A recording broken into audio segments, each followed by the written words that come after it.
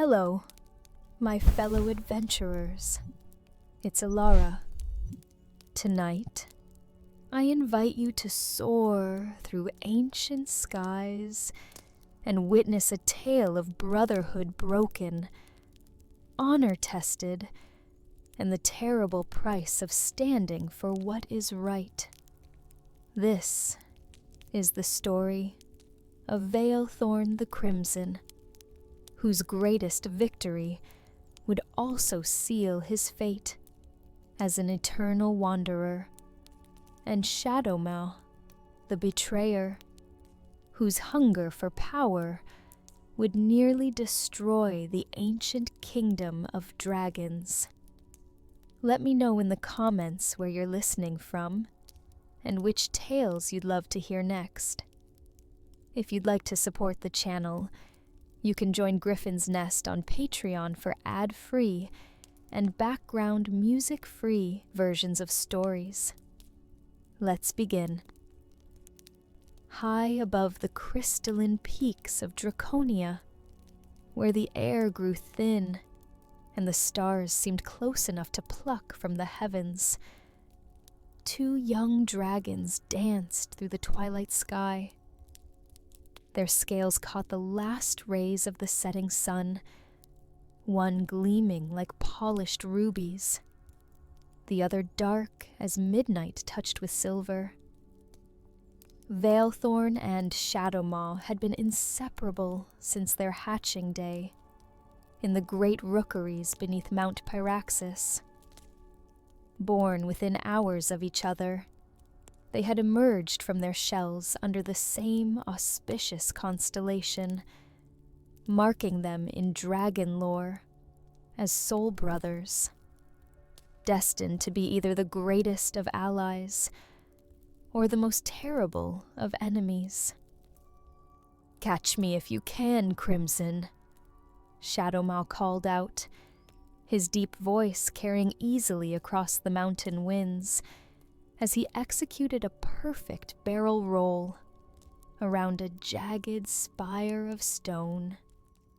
Vaelthorne's answering roar was filled with laughter. "You know I always do, Shadow." With powerful beats of his scarlet wings, he surged forward, his massive form moving with surprising grace through the treacherous air currents that surrounded the Dragon Kingdom's highest peaks. The two dragons had been racing these same routes since they were barely large enough to fly beyond the nursery caves. Every twist and turn of the mountain passages was as familiar to them as their own scales. Every updraft and downdraft mapped in their minds through countless hours of flight together. But this evening's race carried a weight it had never held before. Tomorrow, they would both undergo the trial of ascension, the ancient rite that would determine their place in dragon society. Success would grant them full adult status and the right to claim territory within the realm. Failure was not spoken of, for no dragon of noble birth had failed the trials in living memory. As they approached the final marker, a natural arch of stone carved by centuries of wind, Shadowmaw suddenly veered upward, using a thermal current that Vaelthorne had taught him to find. The midnight dragon shot through the arch first, his triumphant roar echoing off the mountain walls. "Well flown, brother," Vaelthorne said with genuine warmth as they settled on a broad ledge that overlooked the valley below. Despite his competitive nature, he had never begrudged Shadowmaw his victories. There would always be another race, another challenge. The view from their perch was breathtaking. Spread out below them lay the heart of Draconia, Ancient cities carved into mountainsides, bridges of stone spanning impossible chasms, and gardens where fireflowers bloomed eternal in the warm breath of elder dragons. At the center of it all rose the obsidian throne, a natural formation of volcanic glass, where Queen Perithia had ruled the dragon clans for over 1,000 years. "Look at it all, Vael," Shadowmaw said softly, using the nickname he had called his friend since childhood. "Tomorrow, we take our place as guardians of all this beauty." Vaelthorne nodded, but something in his friend's tone made him glance sideways at the dark dragon. There was an intensity in Shadowmaw's golden eyes that he had never seen before. A hunger that went deeper than their usual competitive spirit. "The realm has stood for 10,000 years, Vaelthorne replied carefully. "We will guard it as our fathers did, and their fathers before them." "Guard it, yes," Shadowmaw agreed, but his voice carried an edge. "But what if it could be more than it is? What if dragons were not content to hide in our mountain strongholds, while the younger races claim the fertile valleys and rich coastlands?" Vaelthorne felt a chill that had nothing to do with the mountain air. "Shadow, what are you saying?" The dark dragon turned to face his friend, fully, and in his eyes, Vaelthorne saw something that made his heart ache. Ambition mixed with a cold calculation that belonged not to the playful brother he had grown up with, but to someone he was only now beginning to recognize. "I'm saying that dragons are the eldest children of the world, Vael. We command fire and storm. We live for millennia, while other races are gone in the blink of an eye.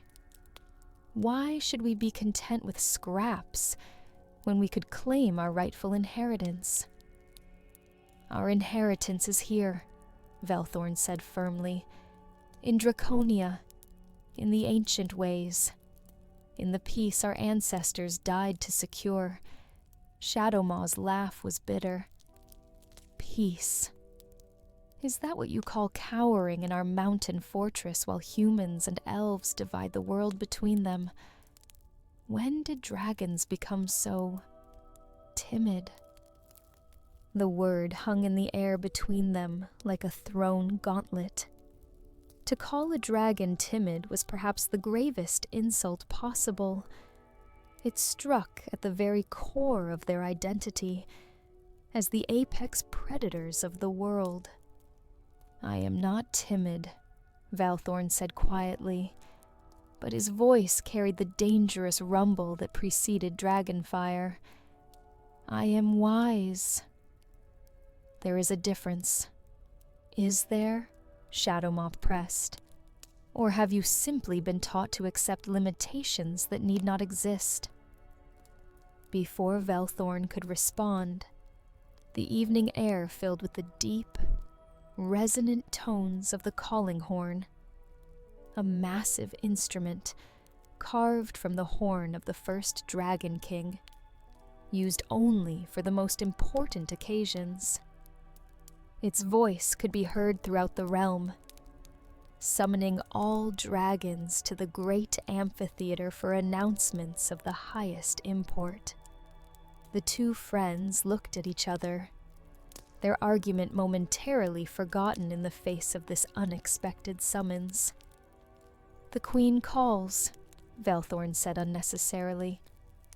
"On the eve of our trials," Shadowmaw added, his golden eyes thoughtful.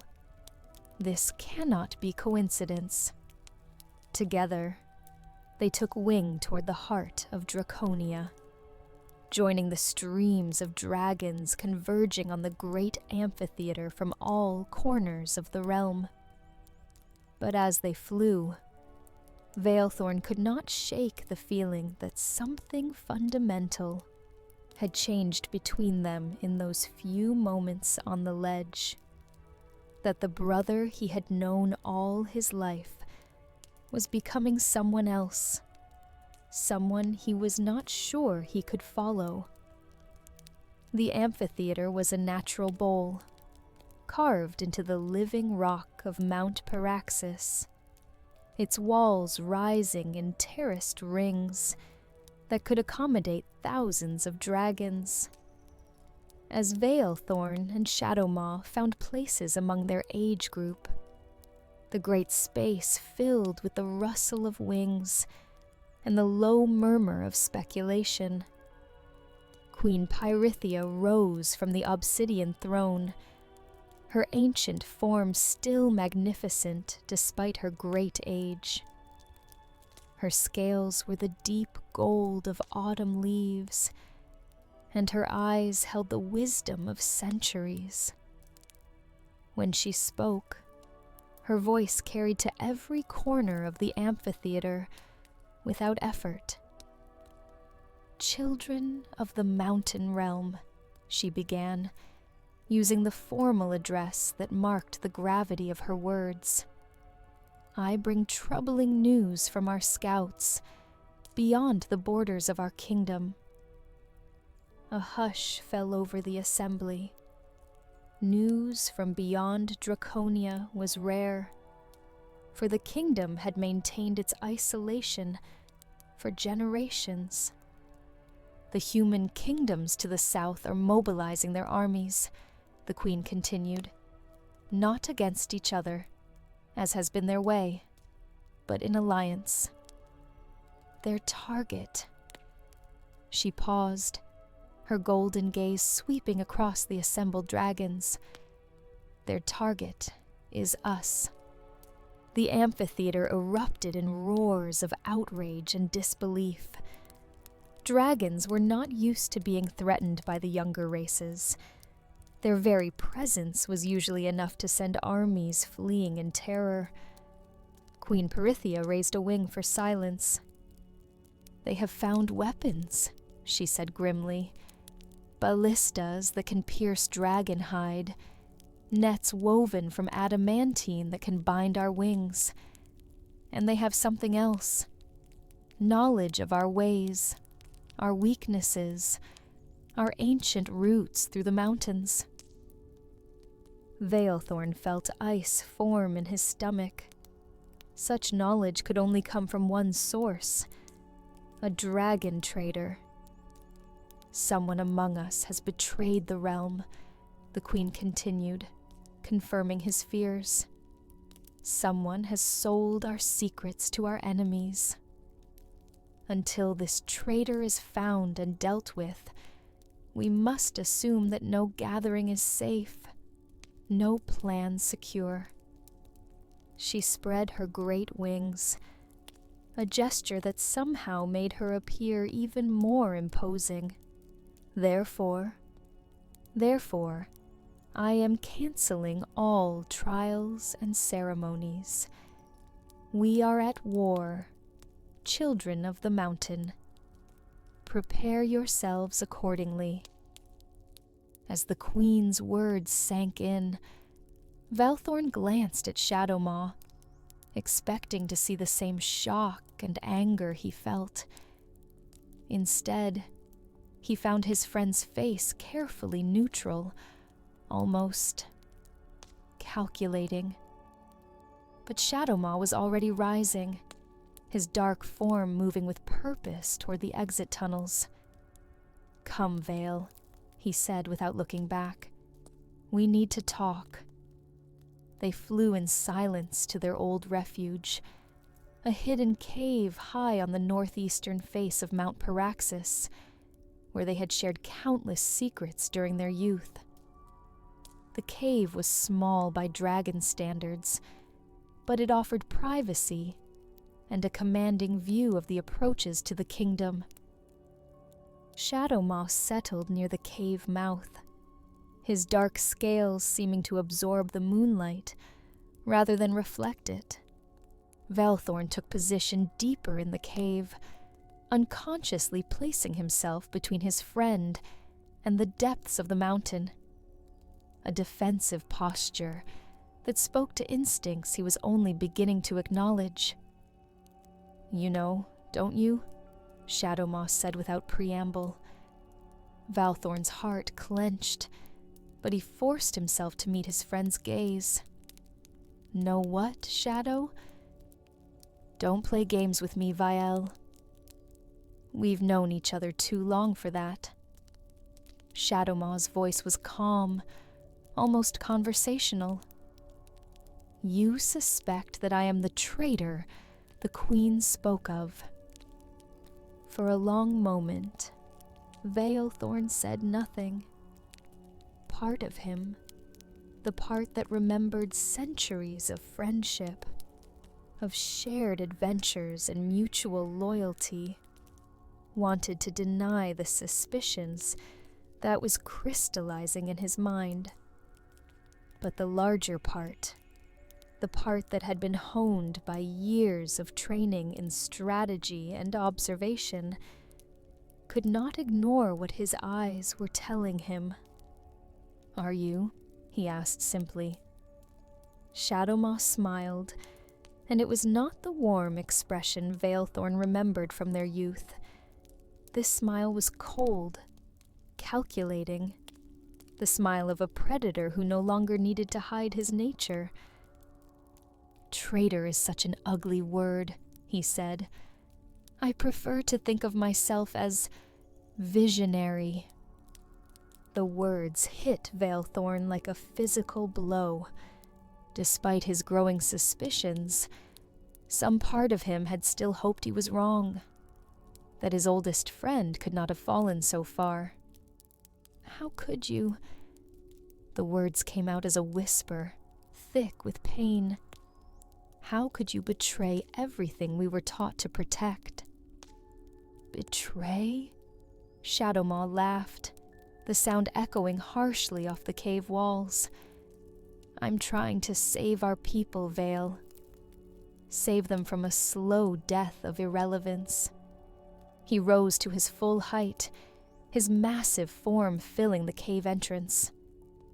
"Look around you, brother. When was the last time dragons walked freely in the wider world? When did we last claim new territory, expand our influence, show the younger races why they should fear and respect us?" "We don't need to expand," Vaelthorne protested.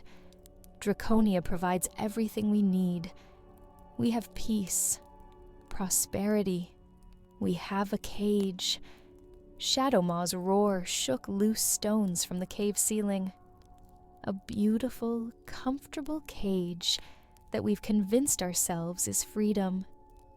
But it's still a cage, Vael, and every year it grows smaller as the outside world moves on without us."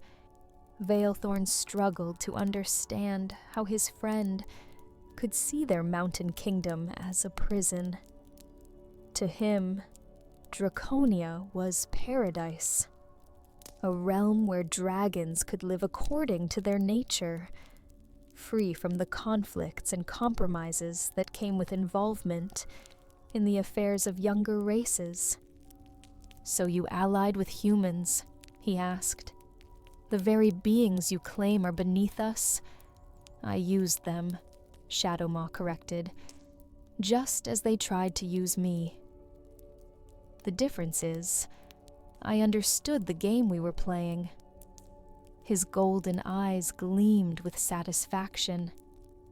"They think they're getting intelligence that will help them conquer Draconia. What they're actually getting is exactly what I want them to have. Enough success to shatter the illusion of our invincibility. Enough threat to force our people to abandon their isolation and fight." The twisted logic made Vaelthorne's head spin. You would sacrifice innocent dragons for this mad scheme. I would sacrifice anything to ensure our survival as a people, Shadowmaw replied without hesitation. And when the dust settles, when the old order has crumbled and our people realize that hiding in the mountains offers no true safety, they will need a new leader, someone with vision, someone willing to do what must be done to secure our future. Someone like you, Vaelthorne said, the final piece of the puzzle falling into place. Someone exactly like me. Shadowmaw's smile widened. Join me, Vael. Help me reshape our world. Together, we could claim territories that would make Draconia seem like a single valley. We could build an empire that would last for millennia. For a heartbeat, Vaelthorne almost wavered. The dream Shadowmaw painted was seductive.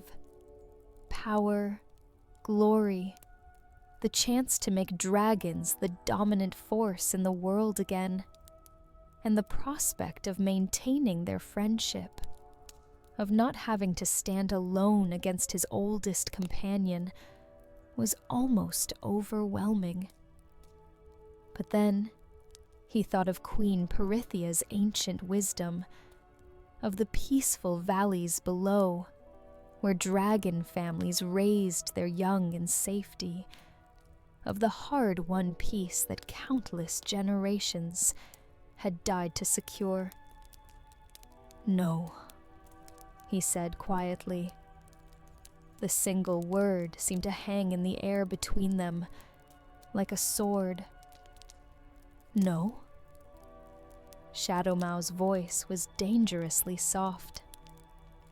I will not help you destroy everything our people have built for the sake of your ambitions, Vaelthorne said, his voice growing stronger with each word. And I cannot let you continue this betrayal. Cannot let me. Shadowmaw's laugh was genuinely amused. And what exactly do you think you can do to stop me, brother? I can warn Queen Perithia. I can tell her what you've done, who you really are. And break your word to me in the process. Shadowmaw shook his head. We swore blood oaths as younglings, Vael. We promised never to betray each other's secrets. Are you really willing to forswear yourself? The blood oath. Vaelthorne had almost forgotten. A childish ritual performed with all the solemnity their young minds could muster, sealing their friendship with ancient words that carried the weight of dragon law. To break such an oath was to brand oneself as honorless, unworthy of trust or companionship. You broke your oath first, Vaelthorne said finally. When you betrayed our people, you betrayed me as well. I had hoped you would see reason. I had hoped our friendship meant more to you than blind loyalty to a dying tradition. Our friendship did mean everything to me, Vaelthorne replied, and his voice carried the weight of genuine sorrow. But you're not my friend anymore, are you? You're something else entirely. Yes, Shadowmaw agreed softly. I am what dragons were meant to become. And you... His eyes hardened. You are what we must cast aside if we are to survive. The attack came without warning. Shadowmaw's massive jaws opened, releasing a torrent of midnight black flame that filled the cave with choking smoke and searing heat. But Vaelthorne had known this moment was coming from the instant he said no. And he was already moving, rolling sideways and deeper into the cave, as the dragonfire scorched the stone where he had been standing. His own flame answered, crimson fire that met Shadowmaw's darkness in a collision of opposing forces. The cave filled with steam and smoke as the two flames warred against each other, neither able to overcome the other completely. They broke apart, circling in the confined space like great cats, each seeking an advantage. Shadowmaw was larger and stronger, but Vaelthorne was faster and more agile.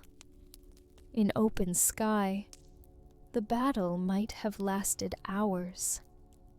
In the cramped cave, it would be decided quickly.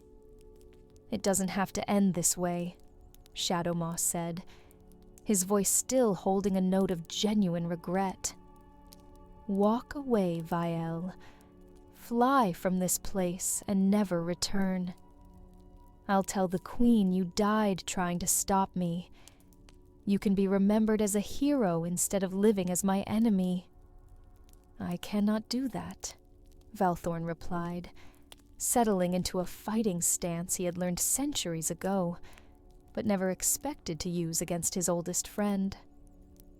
"I will not abandon my people to your schemes." "Then you will die for them," Shadowmaw said and lunged.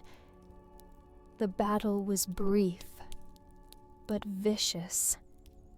Claws raked against scales, tails lashed like whips, and the confined space rang with the sound of dragon song, turned to weapons of war. Both dragons bled from countless wounds, their scales scraped and torn by the close-quarters combat. But Shadowmaw had made one critical error. He had allowed his anger to overcome his tactical sense. In his fury at Vaelthorne's rejection, he had forgotten that his friend knew him as well as he knew himself, knew every pattern of attack, every tell that preceded a strike. When Shadowmaw committed to a final, overwhelming assault, Vaelthorne was ready. He stepped aside at the last possible moment, allowing Shadowmaw's momentum to carry him past, then struck with surgical precision at the nerve cluster at the base of his enemy's skull. Shadowmaw collapsed, stunned, but not mortally wounded. As he lay on the cave floor, his golden eyes burning with hatred, Vaelthorne stood over him with tears streaming down his scarred muzzle. "I'm sorry," he whispered. "I'm so very sorry, Shadow." Then he bound his fallen friend with chains conjured from dragonfire, bonds that would hold until the Queen's guards could arrive to take Shadowmaw into custody. The flight back to the obsidian throne was the longest of Vaelthorne's life. Behind him, carried in a cage of crystallized flame, Shadowmaw remained silent, whether from shame, rage, or simple exhaustion. Vaelthorne could not tell. The great amphitheater was still full when they arrived, dragons of all ages discussing the implications of the Queen's announcement in hushed tones.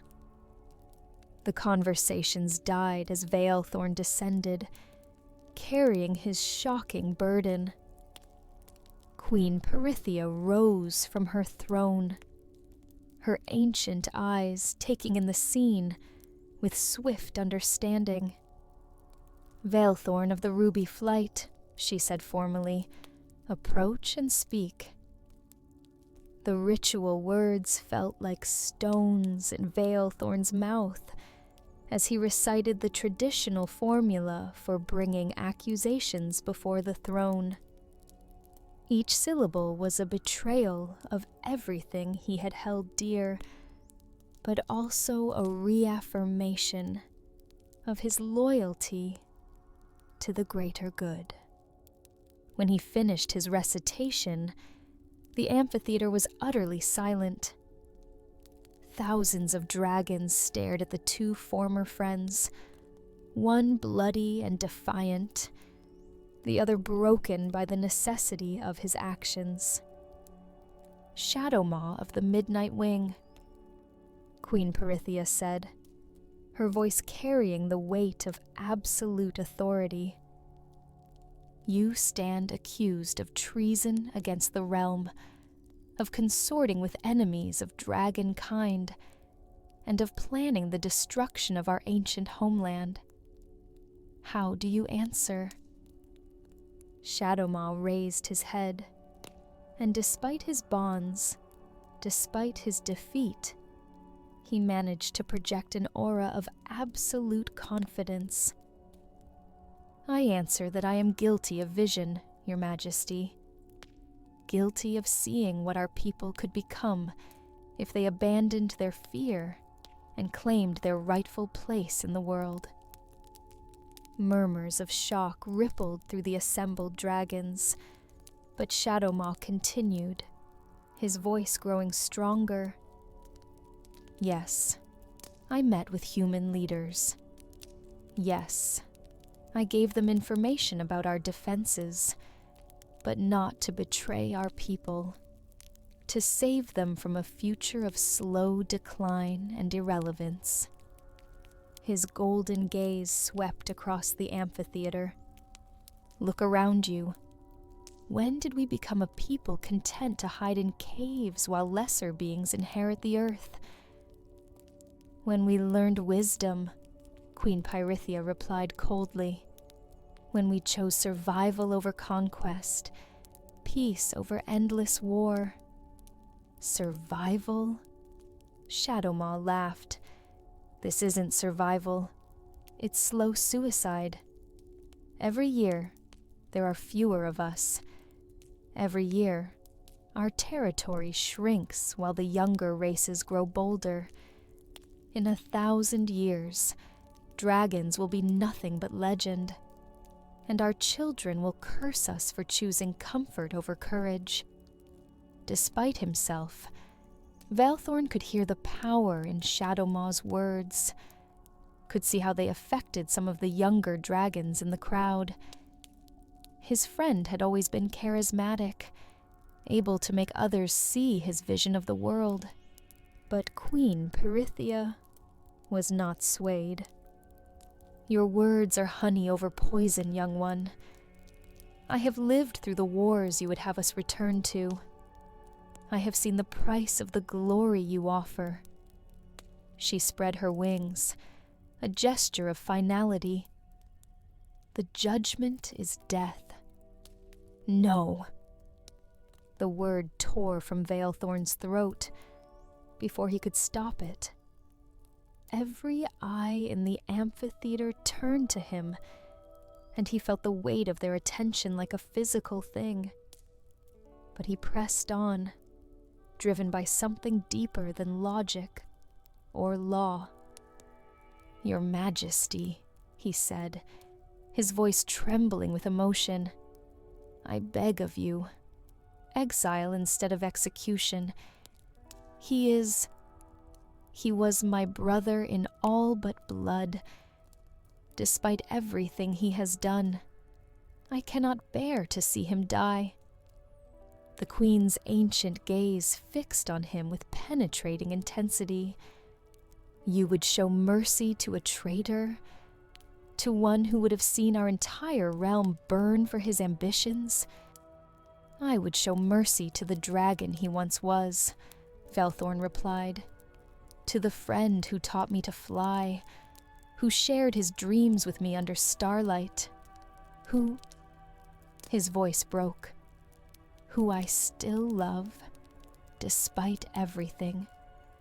Shadowmaw stared at him with an expression Vaelthorne could not read. For a moment, the cold calculation in his golden eyes flickered, replaced by something that might have been the young dragon Vaelthorne remembered. Queen Perithia was quiet for a long time, her gaze moving between the traitor and his betrayer. Finally, she spoke. "Very well. Let it not be said that dragons lack mercy, even for those who deserve none." She turned her full attention to Shadowmaw. "You are hereby banished from the realm of Draconia. You will never again set claw upon our soil, never again breathe the air of our mountains. Go into the world you claim to prefer, and see how it treats you when you are alone and friendless." Shadowmaw's chains dissolved at her word, but he made no move to attack or flee. Instead, he looked directly at Vaelthorne. "You saved my life," he said quietly. "Why?" "Because destroying you would destroy part of me as well," Vaelthorne replied. "And I have lost enough today." For a heartbeat, something passed between them, an echo of the friendship that had once been. Then Shadowmaw rose to his full height, shook the dust of Draconia from his wings, and lifted into the night sky without another word. Vaelthorne watched until he was lost among the stars, knowing he would never see his oldest friend again. 5 years passed like a dream troubled by nightmares.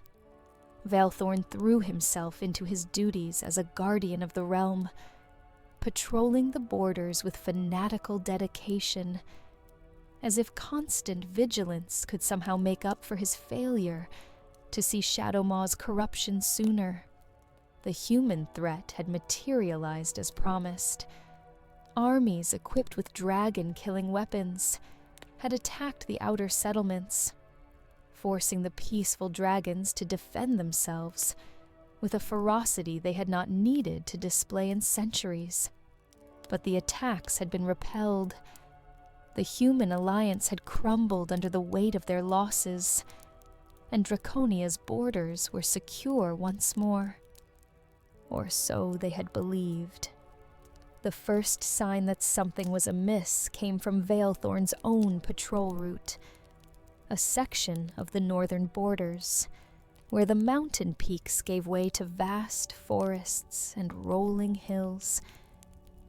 He had been following a routine flight path when his keen eyes spotted something that shouldn't have been there. Smoke rising from a valley that should have been uninhabited. Descending to investigate, he found the remains of a dragon settlement. Not one of Draconia's established communities, but a new colony that had been carved from the wilderness by dragons who had chosen to live closer to the border. The buildings were intact, but the dragons who had lived there were gone. Not dead. There were no bodies, no signs of battle. Simply gone, as if they had vanished into thin air. Over the following weeks, similar reports came from other border regions. Dragons disappearing without explanation, settlements found abandoned, families simply vanishing in the night. The disappearances followed a pattern. Always dragons who lived on the periphery of Draconian society. Always those who might be sympathetic to ideas of expansion or conquest. Queen Perithia summoned her most trusted advisors, and Vaelthorne found himself included in that inner circle, partly for his skill as a guardian, but mostly because he had been the one to expose the last great threat to the realm. "Someone is recruiting," the queen said without preamble, as they gathered in her private chambers. "Someone with knowledge of our people, our customs, our weaknesses. Vaelthorne felt the familiar chill of recognition. Shadowmaw. That would be my conclusion as well, the Queen agreed grimly. It seems exile has not cured him of his ambitions. Elder Thornscale, the Queen's oldest advisor, shifted uncomfortably on his perch. But how? How could he recruit dragons to his cause when he cannot even enter our realm? He doesn't need to enter our realm, Vaelthorne replied, pieces of a terrible puzzle falling into place in his mind. He just needs to reach those who are already questioning whether the isolation is sustainable. The border settlements, the younger dragons who dream of adventure, those who feel constrained by tradition. And once he has them, the Queen prompted, he builds an army, Vaelthorne said softly, not of humans this time, but of dragons themselves. Dragons who believe his vision of conquest and empire. The implications hung in the air, like a poisonous cloud. A dragon army led by Shadowmaw would be far more dangerous than any human alliance. They would know Draconia's defenses intimately, would understand how dragons thought and fought. Worse, they might actually win converts from within the realm itself. We need intelligence, Elder Thornscale said. We need to know how many he has recruited, where he has taken them, what his ultimate plan might be. I'll go, Vaelthorne said immediately. I know him better than anyone. I might be able to predict his movements, find his base of operations. Absolutely not. Queen Perithia's response was immediate and firm. You are too valuable to risk, and too close to the situation to think clearly. With respect, Your Majesty, I am the only one who can do this, Vaelthorne pressed. I know how Shadowmaw thinks, how he plans. If anyone can find him and assess the threat he poses, it's me. The Queen studied him with eyes that had seen centuries pass like days. And what if you find him? What if you discover that your oldest friend has become everything you feared? Will you be able to do what needs to be done? The question hung in the air, like a blade poised to fall. Vaelthorne thought of the dragon he had grown up with, the brother he had saved from execution, the friend whose exile he still mourned. Yes, he said quietly, if it comes to that, yes. But even as he spoke the words, he wondered if they were true. The world beyond Draconia's borders was both familiar and alien to Vaelthorne. He had flown over these lands countless times during his patrol duties, but always as an observer, never as a participant.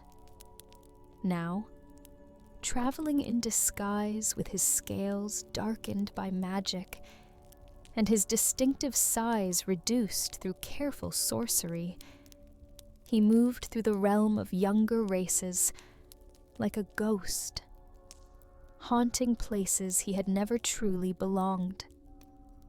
His first stop was the human kingdom of Valdris, where he had traced evidence of Shadowmaw's passage. In the great libraries of their capital, he found disturbing records, accounts of dragon sightings far from Draconian territory, reports of mysterious figures recruiting mercenaries with gold of unknown origin, and most troubling of all, maps of Draconia, that were far more detailed than any outsider should have possessed. The trail led him eastward, through the elvish forest realms, and into the wildlands beyond. Territories that had never been claimed by any organized kingdom, where ancient magic still ran wild, and strange creatures made their homes in hidden valleys. It was in one such valley that Vaelthorne finally found what he was looking for, a fortress of black stone that seemed to grow from the living rock itself, its towers reaching toward the sky like clawed fingers. Around it, he could see the evidence of new construction, barracks for troops, training grounds for aerial combat, forges working day and night to produce weapons and armor, and everywhere, dragons. Not the peaceful, contemplative dragons of Draconia, but something harder, more feral. These dragons wore armor of black steel and carried weapons designed for war. Their eyes held the cold light of fanatics, and their movements spoke of military discipline rather than the easy grace of those who had never known conflict. At the center of it all, standing atop the fortress's highest tower, like a dark god surveying his domain, was Shadowmaw. He had changed in the years of exile. Always large, he now seemed immense, his scales darker than Vaelthorne remembered, his eyes holding depths of ambition that burned like cold stars. When he spoke, and his voice carried easily across the entire complex, dragons stopped what they were doing to listen. "My brothers and sisters," he called, his voice rich with authority and conviction. "Tomorrow, we begin the campaign that will reshape the world. For too long, we have allowed ourselves to be marginalized, forgotten, reduced to mere legends in the songs of lesser races." Roars of approval rose from the assembled dragons, and Vaelthorne felt sick to see how many there were. Hundreds, possibly thousands, all looking to Shadowmaw with the devotion of followers who had found their prophet. "The realm of Draconia grows weak behind its mountain walls," Shadowmaw continued. "Its people have forgotten what it means to be dragons, have accepted limitation in place of their birthright. But we remember. We know what dragons were meant to be." The crowd's response was deafening, and Vaelthorne had to force himself to remain hidden as dragon after dragon pledged their loyalty to Shadowmaw's cause. He recognized some faces in the crowd, dragons who had vanished from the border settlements, young adults who had always chafed at Draconia's restrictions, even some older dragons who should have known better. "But first," Shadowmaw said, his voice dropping to a more intimate tone that somehow still carried to every corner of the complex, "we must deal with those who would stand in our way. The old queen and her advisors, who preach weakness as wisdom. The guardians who patrol the borders like sheepdogs, keeping their own people penned in." His gaze swept across the crowd, and for a moment, Vaelthorne could have sworn those golden eyes looked directly at his hiding place. "And most dangerous of all," Shadowmaw continued, "the one who betrayed his own brother, who chose the chains of tradition over the bonds of friendship. Vaelthorne the Crimson thinks himself righteous, but he is merely a tool of those who would keep our people small and frightened. The hatred in Shadowmaw's voice when he spoke Vaelthorne's name was like acid, eating away at any hope that some part of their old friendship might still exist. This was no longer the dragon he had grown up with. This was someone entirely different, forged by exile and resentment into something implacably hostile. Soon, very soon, we will return to the mountain realm, Shadowmaw declared.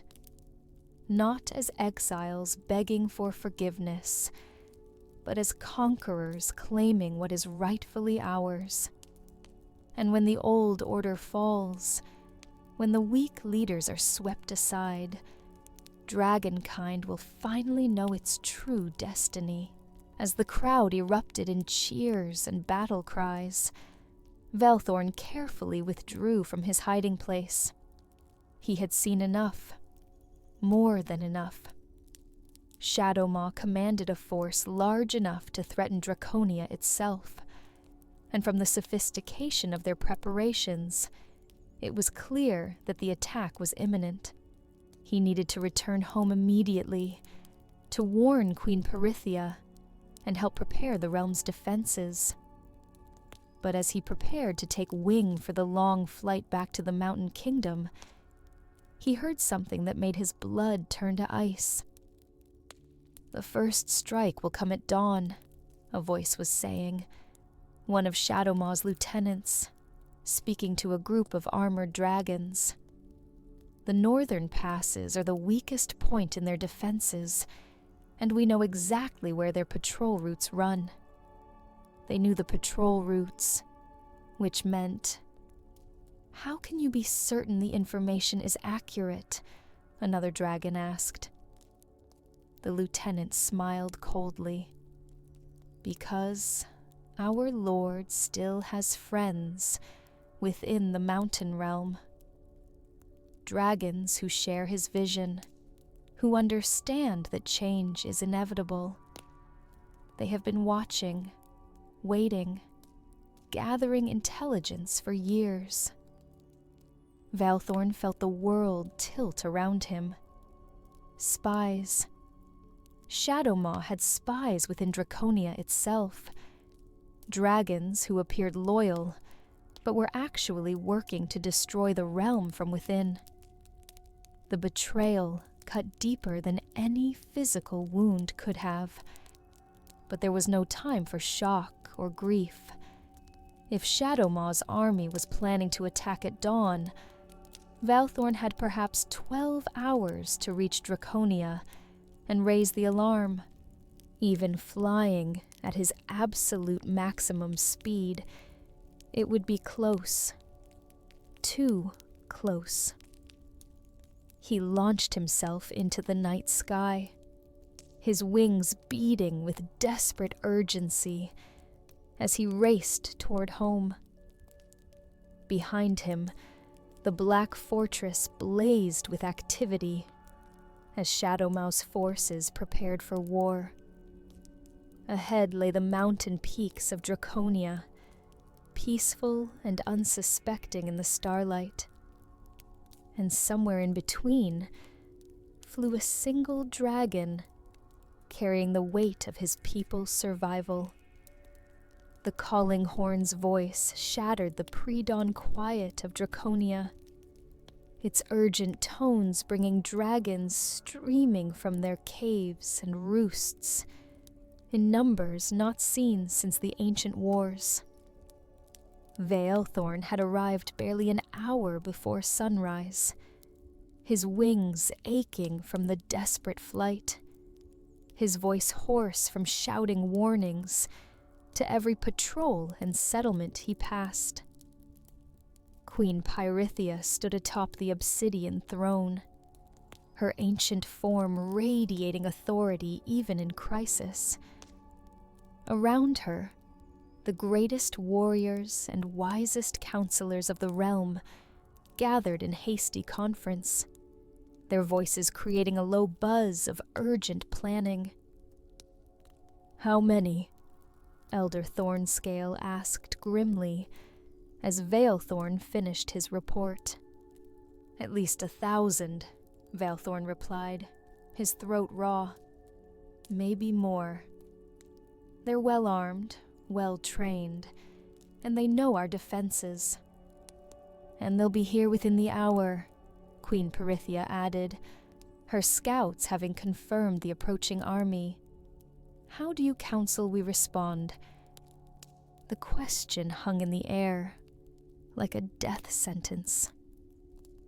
Draconia had perhaps half as many adult dragons capable of battle, and many of those were scholars, artisans, and peaceful folk who had never expected to fight for their lives.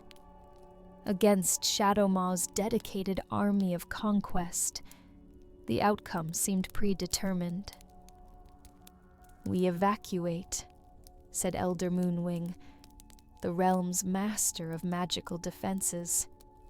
"Take the younglings and the non-combatants deep into the mountain, seal the passages, wait for the storm to pass, and abandon our home," rumbled Stormclaw, the Queen's battle commander. "Let them claim our territory by right of conquest. Never. Better to live as exiles than die as martyrs," Moonwing countered. "Enough," Queen Perithia said quietly, but her voice carried absolute authority. "We will not flee. This is our home, built by our ancestors, blessed by their sacrifice. If we must die defending it, then we die with honor." Vaelthorne felt his heart swell with pride and break with sorrow simultaneously. The Queen's courage was absolute, but courage alone would not be enough against Shadowmaw's superior numbers and inside knowledge. "Your Majesty," he said carefully, "there may be another way." Every eye in the chamber turned to him. "Speak," the Queen commanded. "Shadowmaw's greatest weapon is his knowledge of us, our tactics, our defenses, our way of thinking. But I know him just as well. I know how he plans, how he fights, what strategies he favors." Vaelthorne took a deep breath. "Let me face him directly. Challenge him to single combat for the leadership of both forces." The chamber erupted in protests, but Vaelthorne pressed on. "It's the old way. Trial by battle. Winner takes all. Shadowmaw's followers respect strength above all else. If I can defeat him, they'll abandon his cause." "And if he defeats you?" Queen Perithia asked quietly. "Then Draconia falls anyway," Vaelthorne replied. "But at least this way, we have a chance." Before the Queen could respond, a new voice cut through the debate. A voice that carried easily across the chamber, despite speaking from the entrance tunnel. How touching. Vaelthorne still thinks he can save everyone. Shadowmaw stepped into the throne room, flanked by 2 of his lieutenants. His presence filled the space like a physical thing, his dark scales seeming to absorb the light from the chamber's crystal formations. He had grown larger since their last meeting, more imposing, and his eyes held depths of cold calculation that made Vaelthorne's heart ache for what his friend had become. "How did you get past our defenses?" Stormclaw demanded, but his hand moved instinctively to his weapon. Your defenses?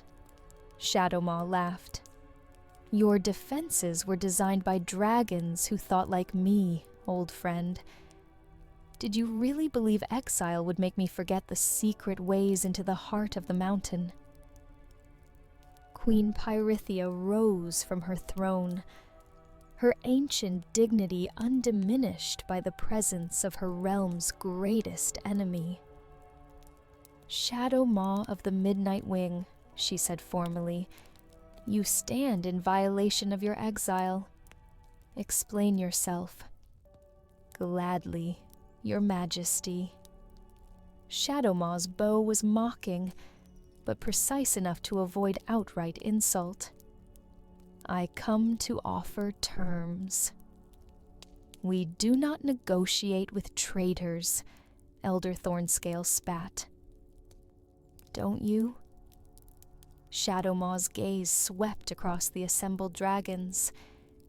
Then perhaps you should reconsider. My army surrounds your mountain. Your escape routes are blocked. Your hidden valleys are occupied. Surrender now, and I guarantee safe passage for all non-combatants. And if we refuse, Queen Pyrithia asked, then I take the realm by force, and mercy become negotiable. The threat hung in the air like a sword. Vaelthorne could see the calculations running through every dragon's mind, the terrible arithmetic of war, where pride and principle were weighed against survival and the safety of innocence. There is a third option, Vaelthorne said, stepping forward. The old law. Trial by combat. Shadowmaw's attention fixed on him with laser intensity. Ah, my dear brother returns to challenge me. How wonderfully predictable. Do you accept? Vaelthorne asked formally. Single combat. Winner takes leadership of both forces. I accept, Shadowmaw replied without hesitation, but I propose a modification. Not leadership of both forces. That would be too easy. Instead, let the loser and all who follow him be forever banished from this realm. Win or lose, this ends the division between our people. The terms were harsh, but fair. If Vaelthorne won, Shadowmaw's army would be exiled permanently. If he lost, Draconia's defenders would have to leave their homeland forever. Either way, there would be no more civil war among dragonkind. I accept, Vaelthorne said, though the words felt like signing his own death warrant. Queen Pyrithia looked as if she wanted to protest, but the ancient laws were clear. Once formal combat was accepted, no authority could revoke it. So be it, she said heavily. The combat will be held in the great amphitheater, observed by all, judged according to the old ways. As the dragons began to file out to witness the battle, Shadowmaw lingered, approaching Vaelthorne with something that might have been genuine regret. It didn't have to be this way, you know, he said quietly.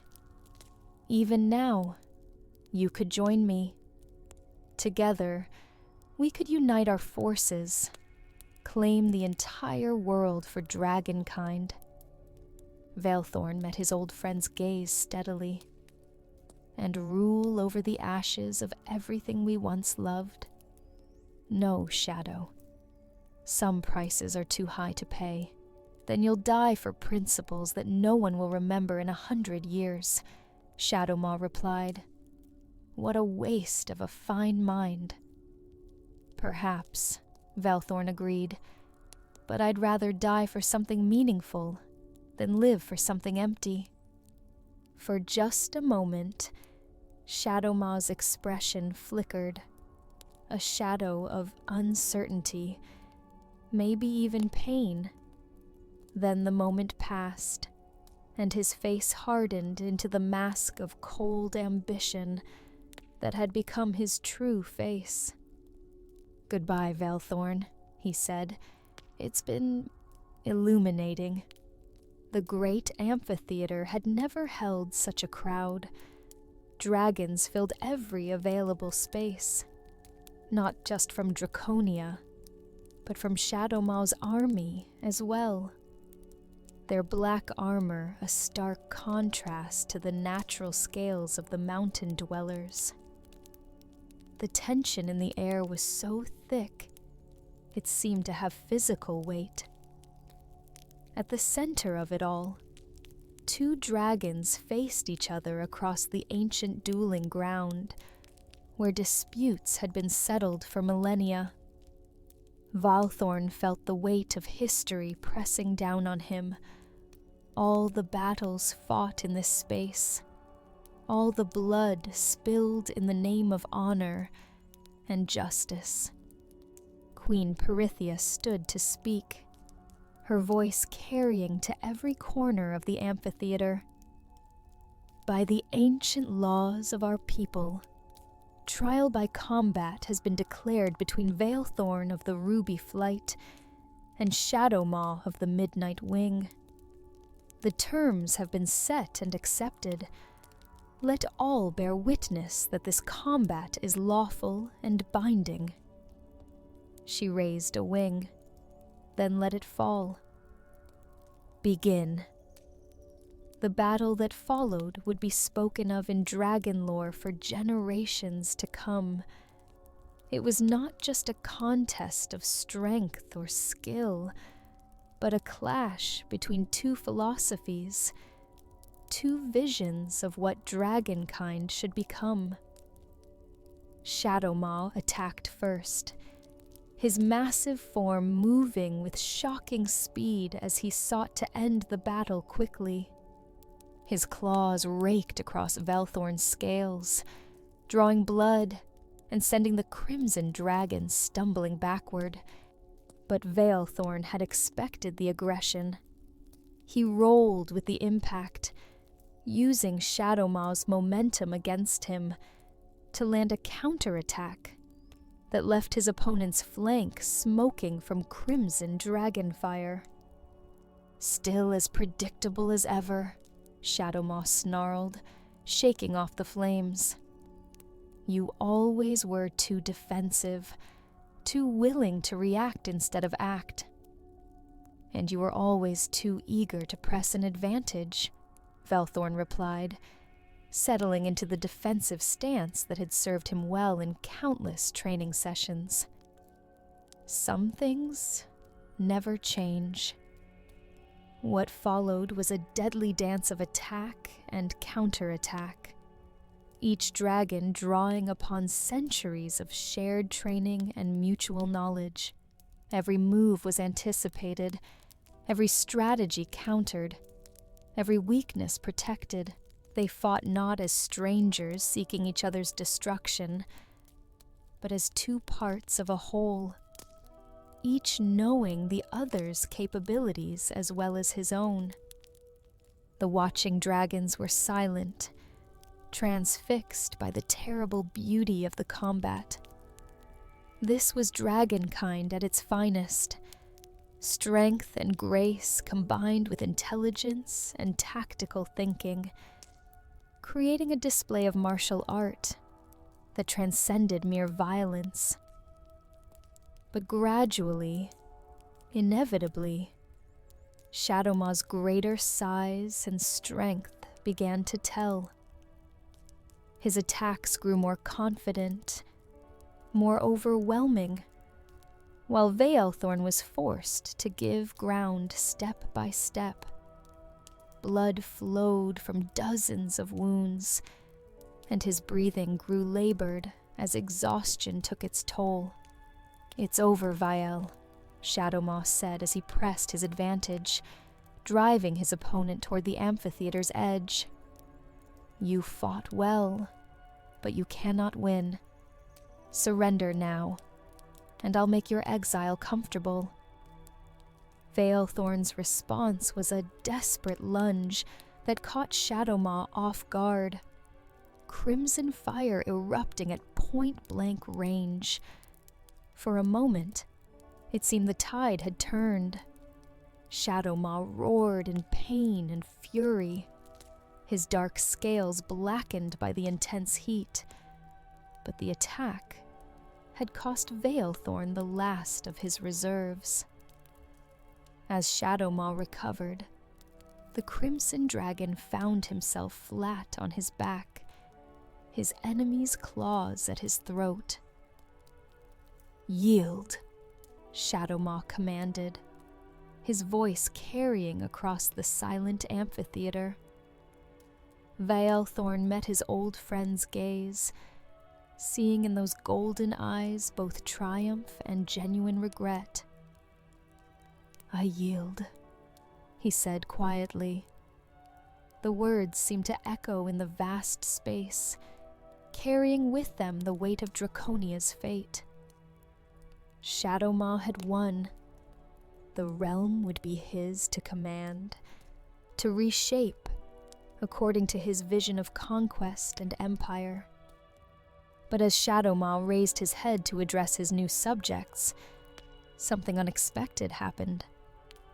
From the crowd of his own followers came a voice, young, uncertain, but growing stronger with each word. "I challenge that decision." All eyes turned to see a dragon barely out of adolescence, pushing through the crowd. One of the border settlement dragons who had joined Shadowmaw's cause. Her scales were the deep blue of mountain lakes, and her eyes blazed with righteous anger. "Serena." Shadowmaw's voice carried genuine surprise. "What is the meaning of this?" "You promised us glory, my lord," the young dragon said, her voice shaking but determined. "You promised us a chance to reclaim our birthright, to make dragons great again. But what I see here is not greatness. It's the same old pattern of the strong dominating the weak." More voices joined hers from the crowd. Other young dragons, other followers who had believed in Shadowmaw's vision of a better future. "Where is the honor in conquering our own people?" one called out.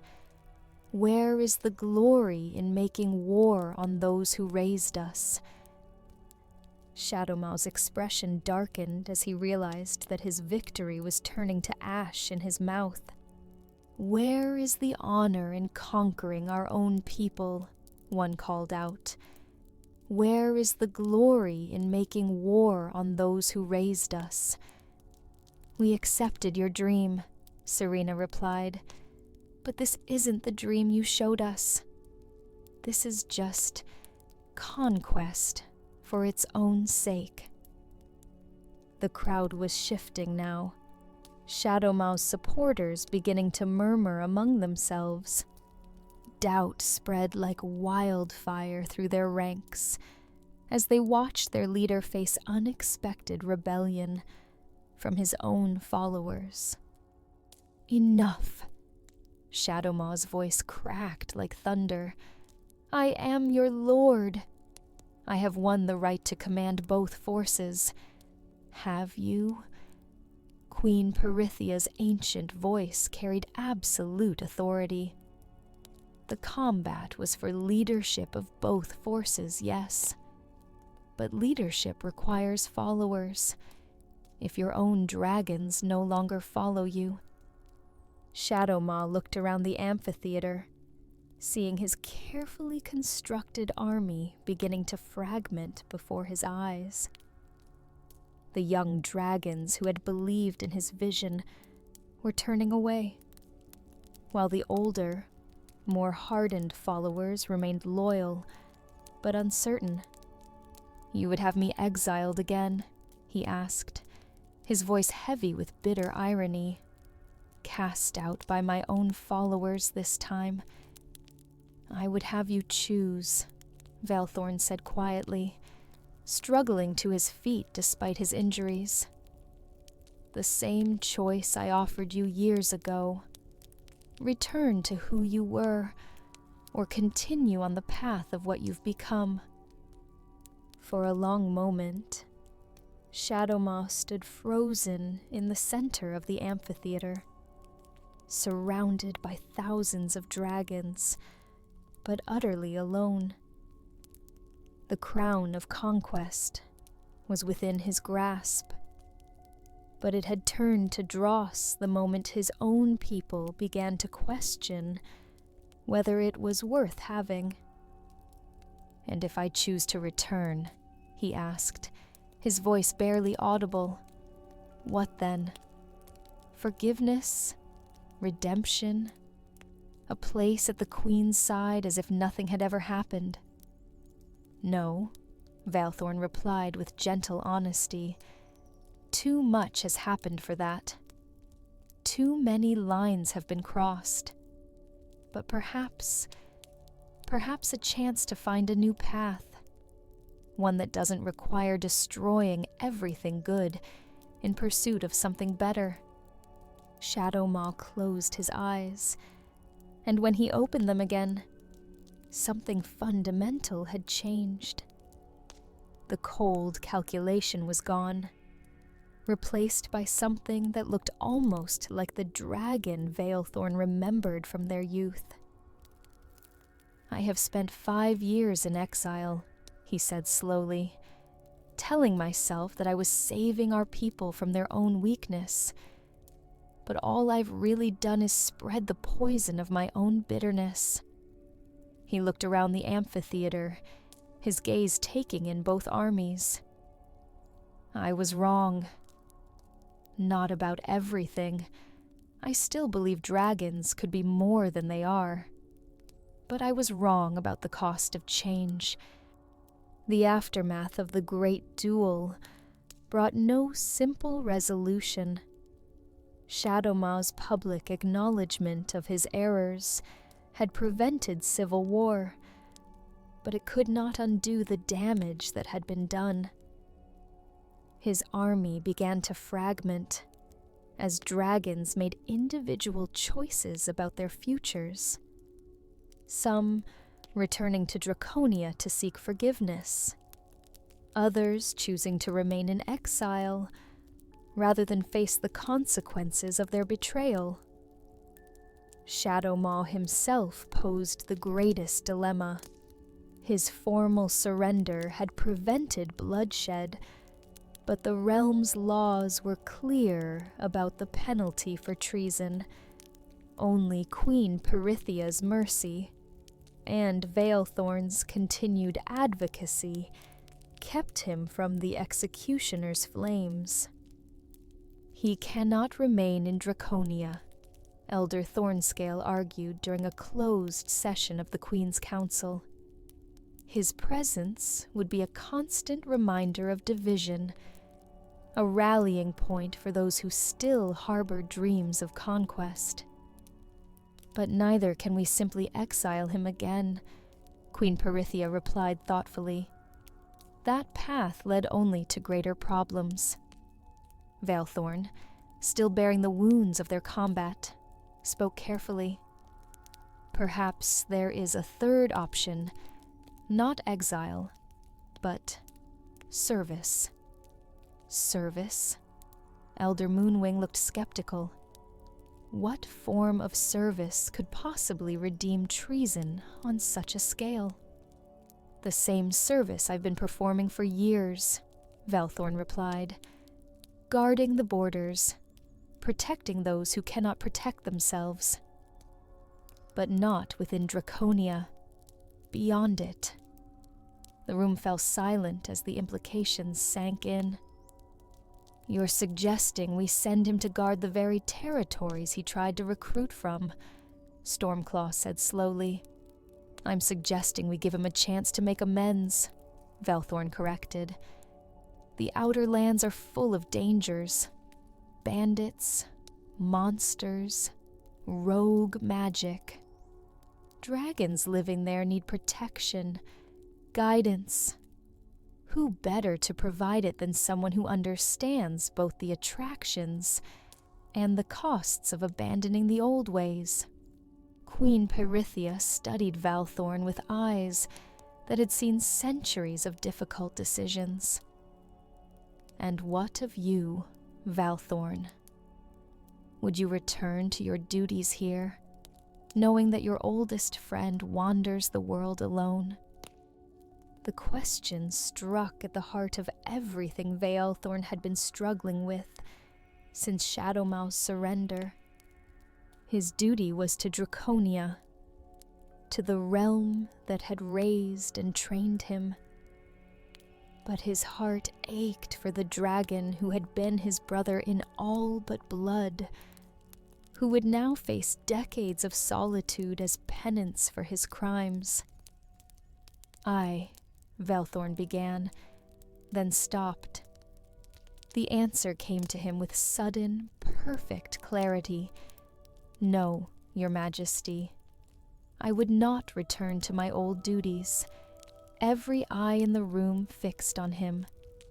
Explain, the Queen commanded. Every eye in the room fixed on him. Explain, the Queen commanded. Shadowmaw was right about one thing, Vaelthorne said, his voice growing stronger with conviction. There are dragons beyond our borders who need guidance, who might be tempted by the same dreams that led him astray. They need to see that there are other paths, other ways to find meaning and purpose. He took a deep breath, knowing that his next words would change his life forever. I request permission to accompany Shadowmaw in his exile, not as his jailer, but as his partner in service to those who need protection. You would abandon your home? Elder Thornscale asked, clearly shocked. Your position? Your future within the realm? I would expand my service, Vaelthorne corrected. Instead of guarding one border, I would help guard the entire world. Instead of protecting only dragons of Draconia, I would protect all dragons who need aid. Queen Pyrithia was quiet for a long time, her ancient gaze seeming to pierce through to his very soul. Finally, she spoke. You would sacrifice your comfort, your security, your place in dragon society, all for the sake of someone who betrayed everything you hold dear.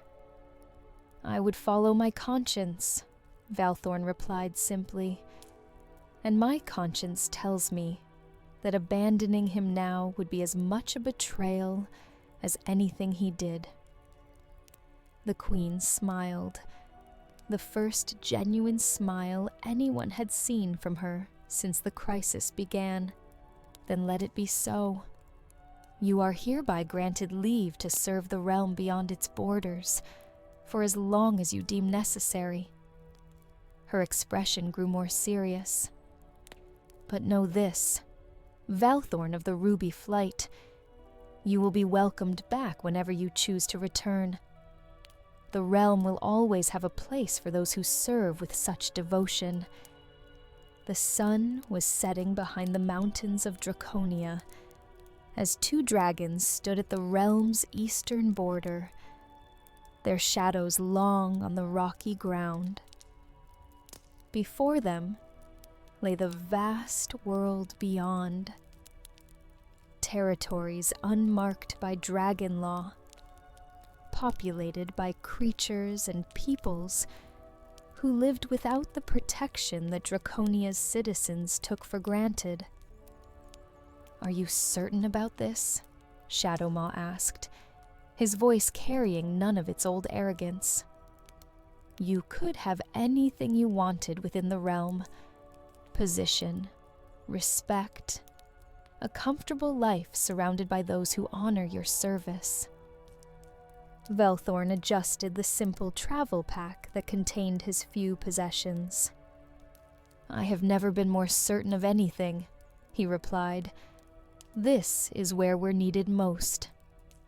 They had spent the past month preparing for their departure, planning routes and gathering intelligence about threats in the outer lands. The work was familiar to both of them, the careful, methodical preparation that preceded any major undertaking. But the spirit behind it was entirely different from the military campaigns they had once planned together. "The settlement in Greenvale has been having trouble with wyverns," Shadowmaw noted, consulting a map marked with reports from refugee dragons. "And the mining colony near the Ironspine Mountains sent word that something has been attacking their work crews." "Then that's where we start," Vaelthorne agreed. "One village at a time, one problem at a time." As they prepared to take wing, Shadowmaw hesitated. Vael. Why? Why give up everything for someone who caused you nothing but pain? Vaelthorne considered the question, the same one that had been asked by every dragon in Draconia, the same one he had asked himself during the long nights since making his decision. "Because," he said finally, "you're still my brother. Changed, scarred, bearing the weight of terrible choices, but still, the dragon who taught me to fly, who shared his dreams under starlight, who made me believe that friendship could overcome anything." He met Shadowmaw's gaze directly, and because everyone deserves a second chance to become who they were meant to be, they launched themselves into the evening sky, two dragons flying toward an uncertain future. Behind them, Draconia settled into its evening routine, secure in the knowledge that its borders were protected by tradition and law. Ahead lay the vast, dangerous, magnificent world beyond, full of dragons who had lost their way, creatures in need of protection, and endless opportunities to serve something greater than themselves. As they flew, Vaelthorne felt a sense of rightness that he had not experienced since his youth.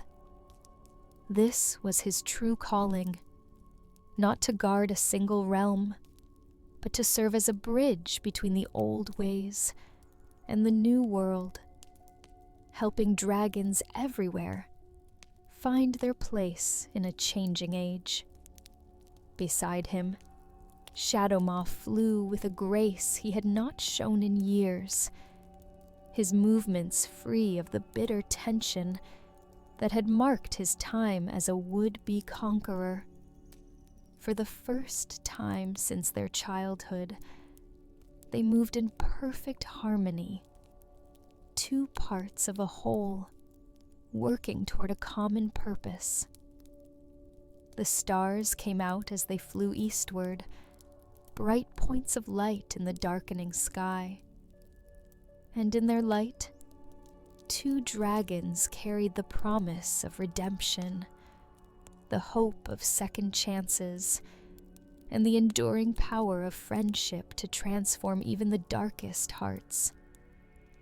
They would face dangers in the years to come, monsters and villains, political intrigue and natural disasters, the constant temptation to choose the easy path over the right one. But they would face them together, as brothers in purpose, if not in blood, as wandering guardians of all who needed protection. And in the villages and settlements they would defend, in the dragons they would counsel and the creatures they would save. Their story would become legend, the tale of the Crimson Exile and his shadow-touched brother, who chose service over comfort, duty over ease, and proved that even the greatest betrayals could be transformed into the foundation of the greatest heroism. For this is the truth that all great tales teach us, that redemption is always possible for those willing to pay its price, that friendship can survive even the deepest wounds, and that sometimes the greatest adventure begins not with leaving home, but with choosing to make the entire world your home.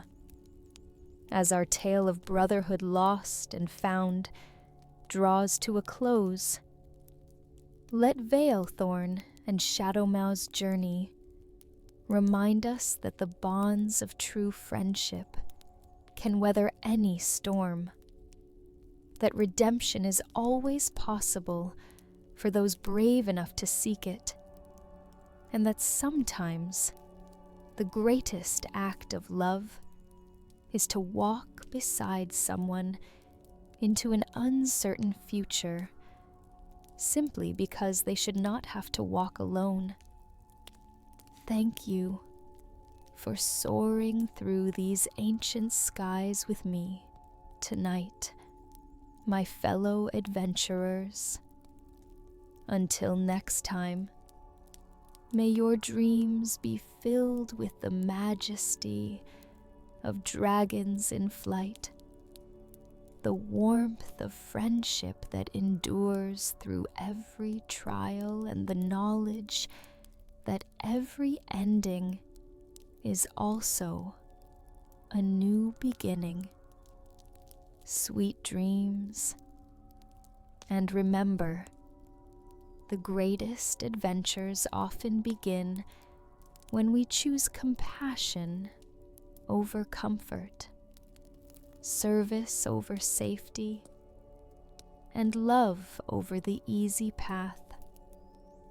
Good night.